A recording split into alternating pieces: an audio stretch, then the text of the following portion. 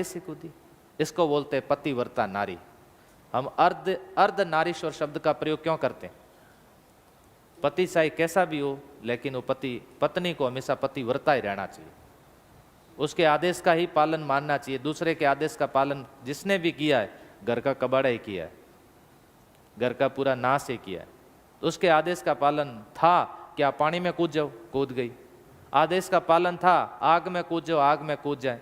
अगर ये कह दे तो मैं तो नहीं कूदूं।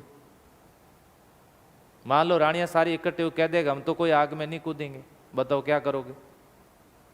आग में कूदना आप कूद जाओ, हम तो नहीं कूदेंगे, हम तो जाएंगे वापस हमारे पियर भाई नो हेलो करो। हुआ नहीं हुआ? भाई को बुलाओ, काका ने बुलाओ, पौने रे थोड़ी दियो बरोठी दिए दिया। वीडियो जारी हुए बाड़मेर में कईयों ने किया ऐसा पंगे। बताओ भाई इकट्ठे आ गए, पौने रे बरोठी दी आगड़ी। अब पौने थे कूटे कूटे बहन रे बेड़ो कितना रखा हो रेला पौनो है, डरे डरे कोई रहता है। मेरी भी 4 बहनें हैं।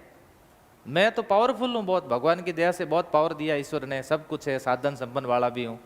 मैं मेरे जीजू सा कंवर सा को डरा लूँ कि मेरी बहन है, ध्यान रखना, कोई मिस्टेक नहीं होनी चाहिए। सुबह 10 बजे उठेगी, खाना बनाए तो बनेगी, नहीं तो नहीं बनाएगी। ऐसा कह सकता हूँ क्या? हाँ, मैं कुछ नहीं कहता हूँ। अगर उनके लड़ाई भी होती है तो मैं कंवर सा का पक्ष लेता हूँ। तो हमारी सिस्टर मेरे से बोलती ही नहीं, वो कहती है कि ये तो ऐसा ही है। मैं नहीं, पतिव्रता रहो, ये उनका अधिकार है, कह दिया होगा आपको।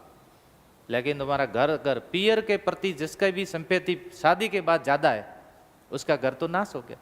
का पीछे का बैकग्राउंड छोड़ करके उसको आगे एक तरह सोचना। हाँ, माँ अच्छी है, संस्कार दे रही है, समझा रही है, तब तो अच्छा बात है।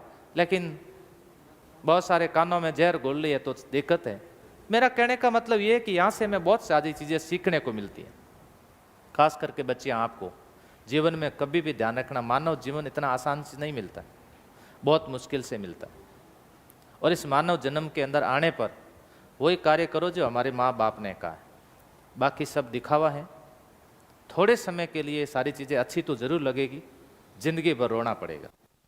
नहीं तो अदरवाइज इतिहास में अमर हो गई कि बेगम, कम से कम उसकी बेगम तो नहीं बनी। चित्तौड़ की आन बान शान के लिए इसने जो चाहा वो उसने करके दिखाया।